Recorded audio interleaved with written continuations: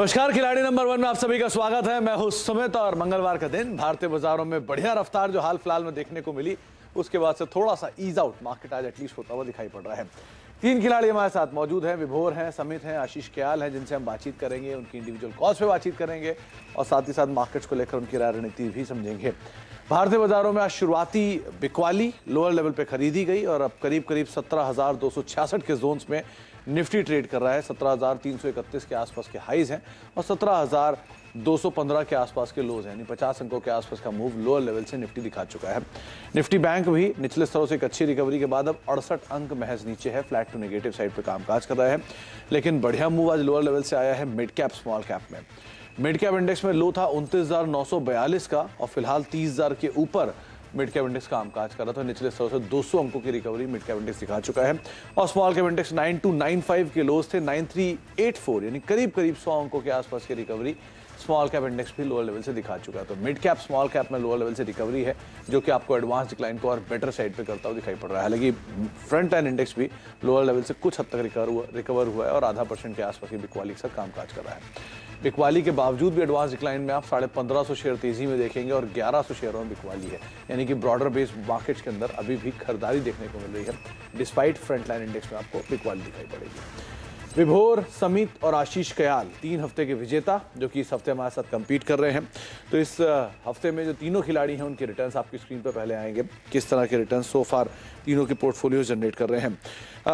अब तक विभोर लीड कर रहे हैं 7% के रिटर्न के साथ, समित करीब करीब 3.25% के रिटर्न के साथ और आशीष कयाल 2.5% का रिटर्न यहाँ पर भी देखने को मिल रहा है। पॉजिटिव कॉल्स में सबसे स्ट्रॉन्ग कॉल पूना वाला फिनकॉर्प, जो कि विभोर की तरफ से 2% के आसपास की बढ़त वहां पर रही। बालाजी अमाइन एक शानदार कॉल 5.5% का एक बढ़िया गेन ये भी जनरेट करके गई और उसके अलावा आशीष की तरफ से CDSL एक कॉल 1245 रुपए के टारगेट्स के लिए उन्होंने खरीदारी की राय दी थी। कल कंसोलिडेशन पूरा होने की बात की थी।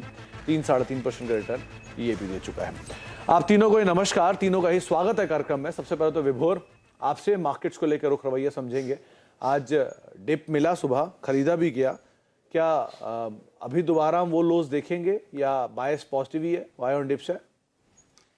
नमस्कार सुमित, अभी जो निफ्टी का रुख चल रहा है, नो डाउट थोड़ी प्रॉफिट बुकिंग आई है, बट PSU सेक्टर इसको ऊपर ले जाने का पूरा ट्राई कर रहा है, specially PSU banks. As of now nifty ने डेली चार्ट पे इनसाइड बार पैटर्न बनाया है, तो यहाँ पर जो कल की रेंज थी वो हाई रेंज भी ब्रेक नहीं हुई है, लो रेंज भी ब्रेक नहीं हुई है। उस रेंज के बाद एक डिसाइसिव मूवमेंट आएगा कि बाइंग वापस से कंटिन्यू है, क्योंकि कल क्या हुआ था, कल DII भी सेल में आ गए थे, तो ये एक थोड़ा सा फैक्टर लग सकता है। 80 अंक नीचे, 0.5% के आसपास का फॉल अभी इंडेक्स में देखने को मिला है। समित, आपकी रीडिंग क्या कहती है मार्केट्स को लेकर? निफ्टी बैंक में स्लाइटली पुल बैक है, निफ्टी में पुल बैक है, मिड कैप स्मॉल कैप हरे में आ गए हैं, क्या करें बाजार में? देखिए सुमित, अंडरटोन है वो बुलिश ही रहेगा, क्योंकि काफी एक वर्टिकल रैली मार्केट में आई है और अगर थोड़े बहुत आप डेरिवेटिव्स पैरामीटर्स भी देखें तो वो थोड़े से ओवरबॉट हुए हैं। लॉन्ग शॉर्ट रेशियो लगभग 67% के आसपास है, 3-4 महीने के हाईएस्ट लेवल पे है। PCR एक कल के रैली के बाद हमने एक थोड़े एलिवेटेड लेवल पे दिखा था, बट हालांकि आज जो सॉफ्ट हमने एक घंटे की ट्रेडिंग देखी है उसमें ये PCR थोड़ा लाइट हो गया है। बट ये लेवल्स की वजह से आपको हाई लेवल्स पे थोड़ी प्रॉफिट बुकिंग मिलेगी, एक कंसोलिडेशन मिलेगा, बट ओवरऑल ट्रेंड अभी भी पॉजिटिव है। और अगर डिप्स आते हैं तो जैसे हमने कल भी बताया था, इंडेक्स स्पेसिफिक आपको कंसोलिडेशन मिलेगा, बट स्टॉक स्पेसिफिक जो मोमेंट है, ट्रैक्शन है, वो कंटिन्यू रहेगा। निफ्टी के लिए अगर लेवल कोई देखने तो 17,100 17,000 एक सैंक्रोसैंक सपोर्ट है और यहाँ पे आते तो आप इंडेक्स स्पेसिफिक ट्रेड ले सकते हो, बट हमें लगता है कि फॉर अ टाइम बिंग आपको इंडेक्स से छोड़ के जो इंडिविजुअल स्टॉक्स है उस पर ज्यादा फोकस रखना चाहिए। इंडेक्स छोड़ के इंडिविजुअल स्टॉक्स के ऊपर ज्यादा फोकस करें। अच्छा, वो फोकस से ज्यादा आपको गला कैसा है? काफी ज्यादा खराब अभी लग रहा है। जी हाँ। चलिए ध्यान रखिए अपने गले का। अच्छा आशीष, आपकी रीडिंग क्या कहती है मार्केट्स को लेकर, क्या करना चाहिए बाजार में? देखिए, ओवरऑल जो बाजार का रुख है वो तो पॉजिटिव ही है। यहाँ पर जितने भी डिप हमने देखे पिछले एक हफ्ता में वो बाय किए गए, तो यहाँ पर गुंजाइश है, थोड़ा सा करेक्शन आ सकता है निफ्टी में। नीचे 17,200 का बहुत ही महत्वपूर्ण सपोर्ट है, 17,180 के आसपास तक। उसके बाद में वापस से ऊपर ऊपर की चाल शुरू हो सकती है, तो 17,500 का आंकड़ा है जो निफ्टी दिखा सकता है। चुनिंदा स्टॉक्स में बाय करके चलना होगा। यहाँ पर देखा है हमने मिड कैप में काफी अच्छे स्टॉक्स मिले, जैसे CDSL है जहां पर अच्छी खासी बढ़त देखी गई है आज के दिन भी। तो चुनिंदा स्टॉक्स में बाय करके चलने की राय होगी। निफ्टी पे बाय ऑन डिप्स की स्ट्रेटेजी अपनानी चाहिए। निफ्टी में बाय ऑन डिप्स और सिलेक्टिव स्टॉक स्पेसिफिक स्टोरीज जो हैं उनको आप प्ले करेंगे। आपके गले में प्रॉब्लम हो रही है क्या आशीष? नहीं, बिल्कुल ठीक है, बस थोड़ा बहुत मुंबई का मौसम ही ऐसा है कि ये तो नॉर्मल है। हाँ, इसीलिए विभोर बिल्कुल नॉर्मल और आप दोनों के गले में प्रॉब्लम चल रही है क्योंकि वो दिल्ली में बैठे हुए हैं। अच्छा, चलिए अब कॉल्स की शुरुआत कर लेते हैं और इंडिविजुअल स्टॉक स्पेसिफिक स्टोरीज के ऊपर नजर डालते हैं। पहले एक एक करके विनिंग पोर्टफोलियो के साथ शुरुआत करते हैं, जो कि विभोर का है, 7.5% के आसपास की वो लीड कर रहे हैं। उनके पास जो इंडिविजुअल कॉल्स दी गई थी उसमें से GNFC, पूनावाला फिनकॉर्प, साथ ही साथ IRB infra, FDC, Rallis, 5 call वो एक दिन में दे चुके हैं और उन्होंने मेजरली सब में प्रॉफिट बुक कर लिए। तो इसका ये मतलब है कि छोटे छोटे प्रॉफिट्स लेते चलिए। बाजार की स्थितियां इसी तरह की फिलहाल दिखाई पड़ रही है, जो टेबल पे आप वो उसे बटोर लीजिए। तो विभोर, आपकी तरह आपके पास 2 कॉल का स्कोप बचता है। पहली कॉल कौन सी होगी आपकी? सुमित, जो मैं आज ओपनिंग करूंगा वो रहेगा फिनोलेक्स इंडस्ट्रीज से। फिनोलेक्स इंडस्ट्रीज ट्रेड कर रहा है 137 के आसपास।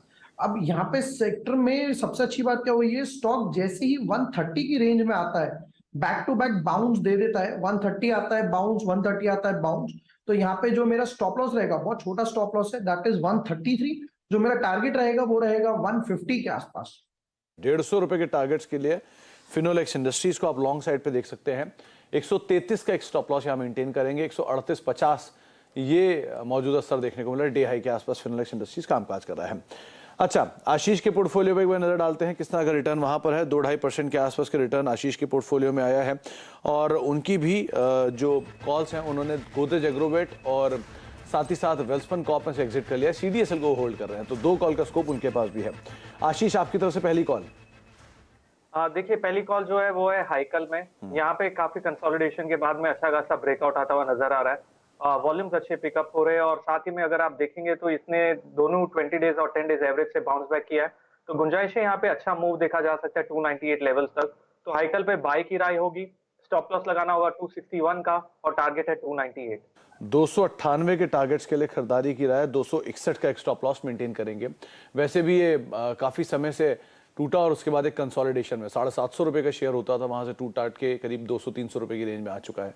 तो 298 रुपए के टारगेट्स के लिए आप खरीदारी करें। 261 रुपए का एक स्टॉप लॉस यहां पर मेंटेन कर सकते हैं। तेजी की राय आपको हाइकल में दे रहे हैं आशीष। समित, आपके पास जो समित का पोर्टफोलियो भी स्क्रीन पर लेकर आई। समित के पोर्टफोलियो में उन्होंने एक बहुत ही शानदार कॉल दी थी बालाजी अमाइन, जिसमें वो अपने प्रॉफिट्स को बुक कर चुके हैं। ग्रेफाइट इंडिया और मास्टेक, ये 2 नाम जो है वो अभी भी होल्ड है, तो उनके पास 1 कॉल का स्कोप बचता है। समित, आपकी तरफ से इकलौती कॉल कौन सी होगी? देखिए, यहाँ पे दिलीप बिल्डकॉन हमें अच्छा लग रहा है। देखिए, हमारे जो टारगेट, जैसे हमने कल भी बताया था, टारगेट स्टॉप लॉस ये गेम शो के हिसाब से नहीं होंगे, ये पोजिशनल और पैटर्न के हिसाब से होंगे और मोस्टली हमारा जो इंक्लिनेशन होगा वो वैसे राइड करने का भी होगा। इन केस अगर कोई लगता है पैटर्न फेल हो रहा है तो ही हम एग्जिट करेंगे। दिलीप बिल्डकॉन की अगर बात करें तो स्टॉक ने एक अच्छा खासा एक एक्यूमुलेशन पैटर्न क्रिएट किया है लास्ट 2 महीनों में और अभी जो उसका 89 एक्सपोनेंशियल मूविंग एवरेज है, काफी टाइम के बाद लगभग हम देखें तो 1 साल के बाद ये स्टॉक वो इम्पोर्टेंट मूविंग एवरेज पियर्स कर रहा है। तो यहाँ से हमें लगता है कि दिलीप बिल्डकॉन में आपको ये मूव यहाँ से एक्सटेंड होगी। वॉल्यूम्स अच्छे खासे पिकअप हो रहे हैं। तो करंट लेवल पे अगर बाय करते तो 238 का स्टॉप लॉस होगा। Again this is a positional call, इसमें आपका टारगेट 295 का रहेगा। 295 के टारगेट्स के लिए आप दिलीप बिल्डकॉन पे दांव लगा सकते हैं। अगर मैं गलत नहीं हूं तो लास्ट हफ्ते हमारे साथ विभोर मौजूद थे और उन्होंने अपने पोर्टफोलियो में पिछले हफ्ते इसको शामिल किया था, तो शायद 200 रुपए की रेंज में कहीं इसको उन्होंने शामिल किया था और ये बढ़िया तेजी दिखा चुका है। 295 के अब नए टारगेट्स आपको समित दे रहे हैं। 238 रुपए का एक स्टॉप लॉस आप मेंटेन कर सकते हैं। विभोर, आपकी तरफ से दूसरी कॉल। और क्या दिलीप को बिल्डकॉन आपकी पोर्टफोलियो में था ना लास्ट क्वार्टर में, लास्ट वीक में आई गेस? हाँ, दिलीप बिल्डकॉन था क्योंकि मैं रियल स्टेट पे ज्यादा बुलिश था और स्मिथ ने बिल्कुल ठीक कहा कि अभी भी स्टॉक मोमेंटम में है, बुलिश में है, काफी अच्छा रन अप दिखा सकता है। जिसने लास्ट मूव लिया था, अगर वो अभी भी होल्ड कर रहे हैं तो थोड़ा प्रॉफिट बुक कर सकते हैं और जिसने नहीं लिया है वो अभी भी एंटर कर सकता है। रिस्क रिवॉर्ड अभी भी फेवरेबल है। तो अच्छा, ये दिलीप की कॉल, दिलीप पे जो कॉल समित ने दी है उसमें करीब करीब 295 रुपए के टारगेट्स वो यहाँ पर देख रहे हैं। आपकी तरफ से विभोर, दूसरी कॉल कौन सी होगी? सुमित, मैं दूसरी कॉल के लिए वेट करूंगा क्योंकि मार्केट अभी बिल्कुल एक साइडवेज रेंज में चला गया है। निफ्टी ना ऊपर जा रहा है ना नीचे जा रहा है। तो जैसा मैंने बताया, ये इनसाइड बार के ब्रेकआउट का मैं वेट करूंगा और अगर ब्रेकआउट आता है तो उसी टाइम इंडेक्स का कोई कॉन्स्टिट्यूएंट पिक करके उसके साथ राइड करेंगे हम लोग। अच्छा, तो अभी नहीं, लेकिन हाँ सेकंड हाफ के लिए आप वेट करें, सिचुएशन के अकॉर्डिंग यहाँ पर कॉल ली जाएगी। आशीष, आपकी तरफ से दूसरी कॉल। हाँ, दूसरी कॉल जो है वो है Nippon life India asset management, NAM India के नाम से जाना जाता है। यहाँ पर काफी कंसोलिडेशन देखा गया है और ब्रेकआउट आने की गुंजाइश है। ब्रेकआउट आएगा तो अच्छी खासी मूव यहाँ पर इस स्टॉक में देख सकते हैं। ये एक एक्यूमुलेशन का दौर चालू है ऐसा लगता है और यहाँ से अच्छा मूव रन अप ऊपर की ओर आ सकता है। तो नैम इंडिया पे बाय होगा। स्टॉप लॉस 278 का टारगेट है 317 का। 278 और 317 ये टारगेट्स के लिए आप खरीदारी कर सकते हैं। निप्पॉन लाइफ में करीब करीब 278 का एक स्टॉप लॉस मेंटेन करेंगे। 287 के आसपास का मौजूदा स्तर यहाँ पर देखने को मिल रहा है। तो दो कॉल जो आशीष की तरफ से है, हाइकल और निप्पॉन है। विभोर अभी दूसरी कॉल के लिए वेट करेंगे। समित, एक बार दो आज के प्रोमिनेंट नाम जो ज्यादा मूव में है उन पर नजर डालिए। पहला है आईटीसी, एक बढ़िया नंबर्स के बाद यहाँ तेजी है, और दूसरा है जोमैटो, एक लंबे अंतराल के बाद वापस पे अंदर मूव आया। हालांकि आईटीसी क्योंकि इतनी बढ़िया तेजी ऑलरेडी दिखा चुका है तो थोड़ा ईज आउट होना लाजमी था, और जोमैटो आज 16% ऊपर है। जितना हाल फिलहाल में फॉल था उसको स्ट्रांगली कवर कर रहा है नंबर्स के बाद। इन दोनों कैसे प्ले किया जाए? देखिए, आईटीसी के हिसाब से तो आपका जो low hanging fruit is already gone. एक चैलेंजिंग मार्केट सिनारियो में भी ये स्टॉक ने लास्ट 5-6 महीनों में आउट परफॉर्म किया और मोर देन 50% के गेन्स इसने ऐड किए हुए हैं। तो ऑब्वियसली एक अच्छे खासे स्ट्रेच के बाद स्टॉक में थोड़ा बहुत आपको हायर लेवल पे प्रॉफिट बुकिंग आना लाजमी है, और जो उसके प्रीवियस लेवल्स है 315 से लेकर 322 वो रेंज में ये स्टॉक आ गया। तो यहाँ पे फ्रेश बाइंग तो नहीं बनती।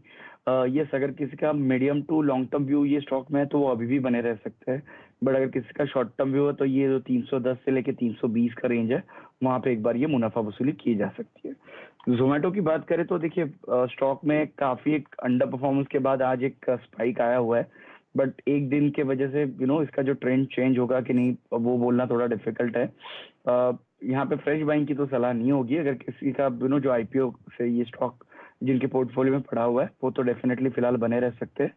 होपफुली ये स्टॉक यहाँ से ये जो ट्रेंड है इमर्ज करे और 65-70 के लेवल्स ऊपर की तरफ ब्रेक करे तो कहीं ना कहीं टेक्निकली आपको ये स्टॉक में स्ट्रेंथ आती हुई दिखेगी। अच्छा, तो आपको दोनों स्टॉक्स को लेकर राय रणनीति बताते हुए समित, अब कुछ नंबर्स की बात कर लेते हैं। नंबर्स आए हैं रेट गेन के, और रेट गेन ट्रेवल के नंबर्स पे बातचीत करने के लिए कंपनी के फाउंडर एंड सीईओ हमारे साथ मौजूद हैं। मिस्टर भानु चोपड़ा है बातचीत करने के लिए, chairman and MD. Bhanu sir नमस्कार, स्वागत है आपका कार्यक्रम में। सबसे पहले तो ज्यादा इंपॉर्टेंट नंबर्स आपकी सीक्वेंशियल बेसिस पे मैं मान के चलता हूं, क्योंकि दिन पर दिन सिचुएशन क्वार्टर बेसिस पे इंप्रूव हो रही है। तो ट्रेवलिंग लास्ट क्वार्टर से इस क्वार्टर में काफी इंप्रूव हुई है, तो उसका इम्पैक्ट कंपनी की रेवेन्यू साइड पे हमने एटलीस्ट देखा भी है। तो अभी प्रेजेंट सिनेरियो किस तरह का है Q1 के बाद Q2 में प्रेजेंटली, और Q1 के जो लास्ट के नंबर्स गए हैं उनमें ट्रेवलिंग कितना पिकअप करके गई, कैसे बिजनेस में हमने ग्रोथ देखी, क्या की हाइलाइट्स रहे? तो सबसे पहले आपका बहुत बहुत धन्यवाद, आपने अपने शो पे मुझे बुलाया।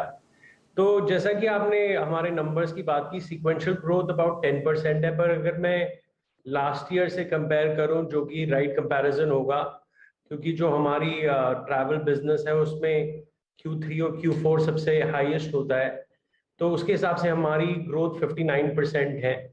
और जो हम वॉल्यूम्स देख रहे हैं ट्रैवल में, जो हमारा ट्रांजैक्शनल बिजनेस है डिस्ट्रीब्यूशन का, उसमें वॉल्यूम्स ऑलमोस्ट 40% बढ़ गई हैं। और जो हम देख रहे हैं कि ट्रैवल जो है अब खुल गया है, और काफी मार्केट्स, इनफैक्ट जो टॉप 10 टूरिज्म मार्केट्स हैं आउट ऑफ द टॉप 20, वो ऑलरेडी प्री कोविड लेवल्स को एक्सीड कर रहा है। तो अभी रिसेशन की बात है, इंटरेस्ट रेट्स की बात है, यूक्रेन वॉर की बात है, तो लकीली अभी जो हम अपने डिस्ट्रीब्यूशन पाइप्स में देखते हैं वॉल्यूम्स, अभी तक तो कोई हमने डिक्रीज नहीं देख रहा है, वो स्ट्रॉन्ग और काफी रोबस्ट है। और आपने जो बिजनेस हाइलाइट्स की बात की, तो जैसे कि आप जानते हैं हमारे 3 बिजनेस लाइंस हैं, डैश, डिस्ट्रीब्यूशन और मार्टेक।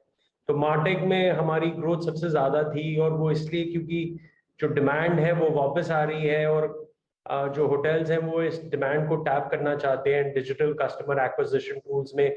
तो हमारा जो मेटा सर्च प्रोडक्ट है, जो प्राइस कंपैरिजन साइट्स में होटल्स को एनेबल करता है, वो बहुत एक्सीडिंगली वेल कर रहा है। हमने काफी आइकॉनिक लग्जरी प्रॉपर्टीज भी इस बिजनेस में ऐड करी, ऑरलैंडो, न्यूयॉर्क में। और जो हम बंडल कर पाते हैं अपने दूसरे डैश प्रोडक्ट्स के साथ, ये एक हमारा एक बिग डिफरेंशिएटर भी बन रहा है। और हमारा डैश बिजनेस में भी हमने काफी वॉल्यूम ग्रोथ भी देखे हैं, नए कस्टमर्स भी देखे हैं। इनफैक्ट हमारा जो नया प्रोडक्ट है वो अब एक नए रेव AI करके वो हमारे एक नए सेगमेंट्स में भी चला गया है, कार रेंटल फ्रेंचाइजीज में और हॉलिडे पार्क्स में। और हमने डैश बिजनेस को एक और सब वर्टिकल में लेके गए हैं, जैसे कि डेस्टिनेशन मैनेजमेंट कंपनीज और वेकेशन रेंटल, जिसमें हमें काफी अच्छी ट्रैक्शन मिल रही है। और जैसे कि मैंने बताया, डिस्ट्रीब्यूशन बिजनेस में हम काफी वॉल्यूम ग्रोथ देख रहे हैं, और हमने Q3 में अनाउंस की थी, एक बहुत बड़ी बड़ी डील्स हुई थी, तो वो कंप्लीटली मोनेटाइज हो चुकी हैं, तो उसका भी हमें अब फायदा हो रहा है। भानु सर, आपने कहा Q2 Q3 जो है वो आपके लिए बहुत ही फेवरेबल क्वार्टर रहता है, तो Q2 Q3 के लिए एक बड़ा ट्रिगर ये भी है कि YOY बेसिस पे एक लो बेस के सामने हम ग्रो करेंगे, क्योंकि लास्ट ईयर इस क्वार्टर या पिछले क्वार्टर्स में थोड़ा बिजनेस स्लो था या फिर पिकअप कर रहा था। तो मान के चलें Q2 Q3 के जो नंबर्स होंगे वो Q1 से और बेटर साइड पे दिखाई पड़ेंगे YOY बेसिस पे। तो मैं थोड़ा करेक्शन करना चाहूंगा, एक्चुअली Q3 और Q4 होते हैं जो हमारे लिए सीजनली बेस्ट क्वार्टर्स होते हैं। तो बट जो आप क्वेश्चन पूछ रहे हैं कि हमारे जो नंबर्स हैं, जो हमने गाइड किया है मार्केट को ओवरऑल कि इस साल की ग्रोथ हमारी अबाउट 30% होगी। तो जैसे कि आपने हमारे Q1 नंबर्स देखे, हम ऑलमोस्ट डबल हैं उसके।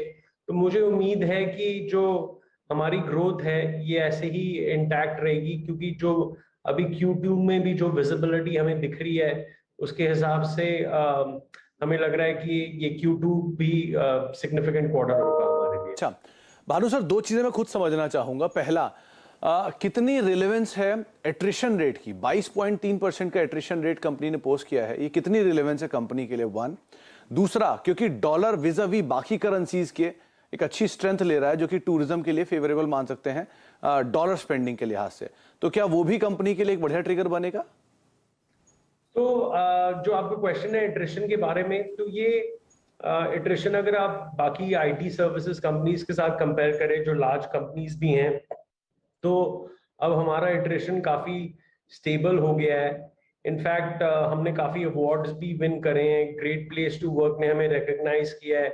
कंपेरेबली एक जो बहुत बड़ी ऑर्गेनाइजेशन है, उन्होंने हमें करियर ग्रोथ के लिए रिवॉर्ड भी किया है। तो और काफी हमारी टैलेंट अट्रैक्शन और एंगेजमेंट में काफी प्रोग्राम्स चले हैं, हमने खूब सारे लोग कैंपसेस से भी हायर करे हैं। तो अभी भी मेरे हिसाब से एट्रिशन हाई है। जो हमारा फेवरेबल लेवल होता है वो 15-16% के हिसाब से होता है, बट अगर आप बेंचमार्क करें बाकी IT सर्विसेज के हिसाब से, तो we are doing favourably well, but over next 2-3 quarters मेरे को उम्मीद है कि ये भी नीचे जाएगा।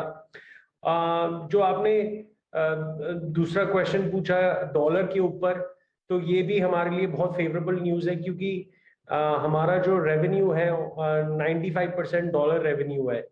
तो इससे जो हमारी एम्प्लॉय कॉस्ट है वो जो ज़्यादातर इंडिया में ही है, वो as a cost of revenue automatically goes down. तो ये हमारे लिए डॉलर स्ट्रांग होने की वजह से, एक्सपोर्ट अर्निंग्स की होने की वजह से ये हमारे लिए फायदेमंद है। बहुत बहुत शुक्रिया भानु सर, समय का थोड़ा अभाव था वरना आपसे और बातचीत करते हैं, लेकिन बहुत बहुत शुक्रिया हमसे बातचीत करने के लिए, समय हमें देने के लिए, नंबर्स पे विस्तार चर्चा करने के लिए और आउटलुक पूरी तरह से हमें समझाने के लिए बहुत बहुत शुक्रिया सर। अच्छा, एक ब्रेक का वक्त हो गया है, ब्रेक के बाद लौटेंगे। हमारे तीनों खिलाड़ी हमारे साथ मौजूद हैं, उनसे हम आगे बातचीत करते रहेंगे। रेट गेन का स्टॉक फिलहाल 3-3.5% नीचे है, लेकिन वो क्वार्टरली नंबर्स में क्यू ऑन क्यू बेसिस पे शायद थोड़ा बहुत इंपैक्ट है, लेकिन आउटलुक के ऊपर एक बढ़िया बुलिश कमेंट्री हम मैनेजमेंट की सुन भी रहे थे। ब्रेक के उस पार लौटते हैं और आगे बाजार में बातचीत करते रहते हैं।